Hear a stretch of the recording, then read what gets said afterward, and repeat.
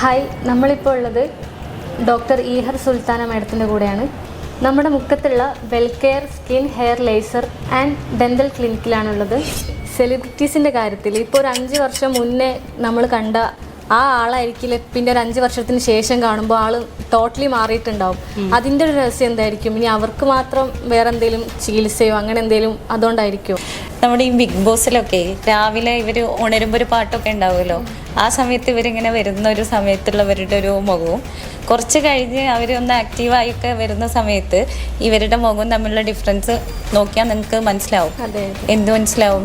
ഈ നമ്മുടെ മാജിക്കൽ പവറാണ് നമ്മുടെ മേക്കപ്പിനുള്ളത് എന്നുള്ള കാര്യം. അപ്പോൾ നമ്മൾ ഈ പറഞ്ഞു വന്നത് നമ്മുടെ സെലിബ്രിറ്റീസിൻ്റെ കാര്യം.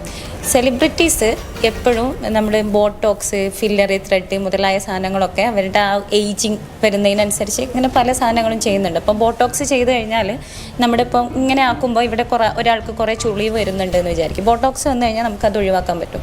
ചില ആൾക്കാർ ചിരിക്കുന്ന സമയത്ത് ഈ ഭാഗത്ത് ലൈന് വരും, അത് ബോട്ടോക്സ് ചെയ്ത് തന്നാൽ ഒഴിവാക്കാൻ പറ്റും. നമ്മൾ ഏജ് ആകുമ്പോൾ വരുന്നതാണ് ഇവിടെ കണ്ണിൻ്റെ ചുറ്റും കറുപ്പ് വരിക, അതേപോലെ കണ്ണ് കുഴിഞ്ഞു പോവുക. അത് ഫില്ലർ ചെയ്തിട്ട് അത് കറക്റ്റ് ആക്കാൻ പറ്റും.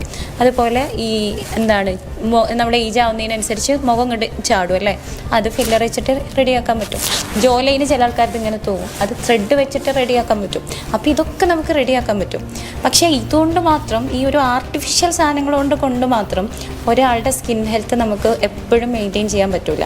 ഇതിലേറെ അവരൊക്കെ ശ്രദ്ധിക്കുന്നത് അവരുടെ റുട്ടീൻ ലൈഫ് സ്റ്റൈൽ ഭയങ്കര കറക്റ്റ്. അവർ ഭക്ഷണം ഡയറ്റ് വളരെ നോക്കുന്നുണ്ട്, ഫ്രൂട്ട്സും വെജിറ്റബിൾസും പ്രോട്ടീനും ആഡ് ചെയ്യുന്നുണ്ട്, കാർബ് കുറക്കുന്നുണ്ട്, റെഗുലർലി എക്സസൈസ് ചെയ്യുന്നുണ്ട്, നന്നായി വെള്ളം കുടിക്കുന്നുണ്ട്, ഉറക്കം ശ്രദ്ധിക്കുന്നുണ്ട്. ഇവർക്കൊരു ഡയറ്റീഷ്യനൊക്കെ ഉണ്ടാവും. അപ്പോൾ ഇവരുടെ റുട്ടീൻ കറക്റ്റാണ്. നമ്മൾ റുട്ടീൻ ചെയ്യും. ഇന്നിപ്പോൾ എന്തെങ്കിലും വായിച്ച് പെട്ടെന്നൊരു ത്വര വരുമ്പോൾ 2 ആഴ്ചയ്ക്ക് ഈ സാധനങ്ങളൊക്കെ ചെയ്യും, അത് കഴിഞ്ഞാൽ നമ്മൾ വിടും. പക്ഷേ അവർ കൺസിസ്റ്റൻ്റ് ആണ് ചെയ്യുന്ന കാര്യത്തിൽ. അപ്പോൾ കൺസിസ്റ്റൻസി ഭയങ്കര ഇമ്പോർട്ടൻ്റാണ്. അതായത് നമ്മുടെ റുട്ടീൻ ലൈഫിലുള്ള കൺസിസ്റ്റൻസി.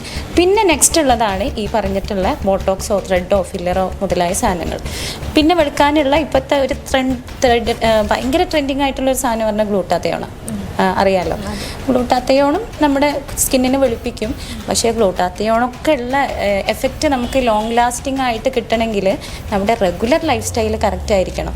നമ്മൾ ഈ ഉറക്കവും ഇല്ല, കറക്റ്റ് ഫുഡ് കഴിക്കുന്നില്ല, എക്സസൈസ് ഇല്ല, ഇങ്ങനെയൊക്കെയുള്ള സമയത്ത് നമ്മുടെ ബോഡിയിലുള്ള ടോക്സിൻസ് കൂടുതലായിരിക്കും.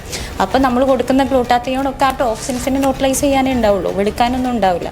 അപ്പം ഗ്ലൂട്ടാത്തയോണൊക്കെ എടുത്ത് നമുക്കും വെളുക്കാം, കുഴപ്പമൊന്നുമില്ല, നമുക്കൊക്കെ വെളുക്കാം. പക്ഷെ അതിൻ്റെ കൂടെ മൊത്തം ഹെൽത്തും കൂടെ നമ്മൾ മെയിൻറ്റെയിൻ ചെയ്താലേ സ്കിൻ ഹെൽത്ത് ബെറ്ററായിട്ട് നിലനിർത്താൻ പറ്റുള്ളൂ.